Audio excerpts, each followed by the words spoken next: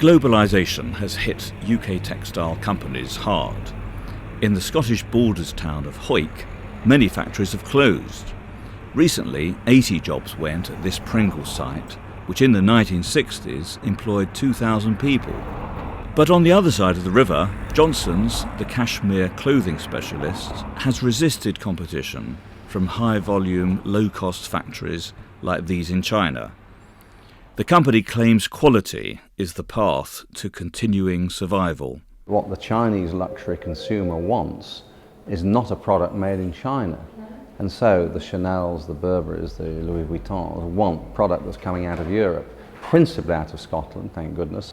So the product authenticity and provenance are really, really important now, and that's very good for what's left of the industry.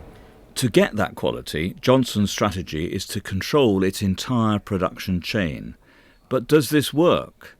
In Mongolia, it buys directly from the farmers that gather the cashmere wool from goats. In Scotland, this is spun, dyed and woven in Elgin, and it's knitted and finished in Hawick, where now, crucially at the end of the chain, a design team fashions the knitwear to the latest trends. Literally 10, 12 years ago, we only had one designer in the entire company. And we realised that to compete globally, we had to have differentiation. We had to give customers reason to buy. We've now got 14 designers between the two sites, and that has given us an edge. But only 30% of Johnston's sales come from clothes sold under its own label.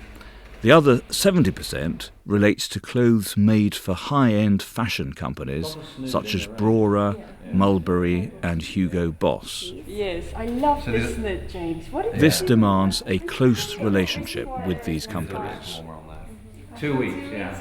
Okay. It's very flexible. For instance, if we've done this piece in 3 colours and it hit the shop floor, and we've got a lot of requests for this piece in a cassis colour, a beautiful purple, we can easily ring James and say, look James, there's been so many inquiries about doing a beautiful cassis in this style. Could you maybe do a few for us for Christmas?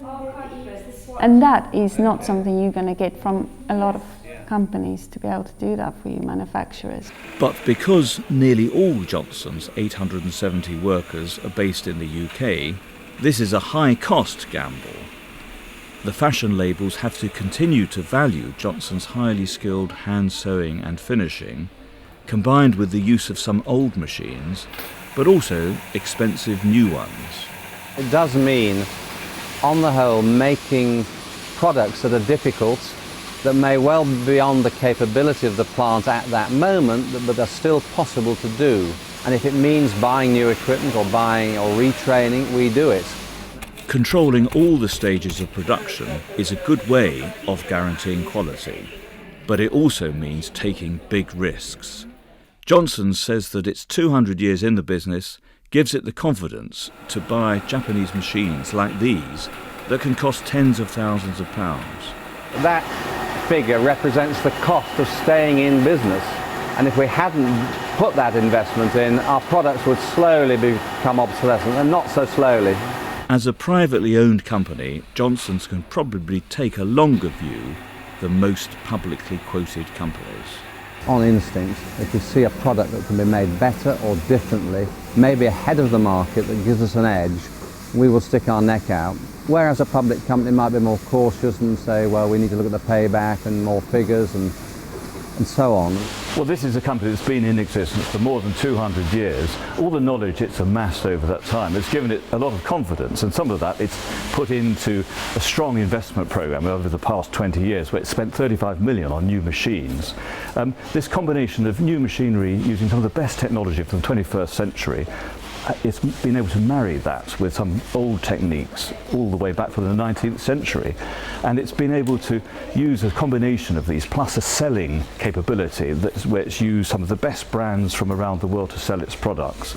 That's enabled it to be in a strong position, I think, for the next few years. If you can get all those things right, then you're in a very good position to survive and do well in 21st century Britain. This is Peter Marsh for the Financial Times in Hawick in Scotland.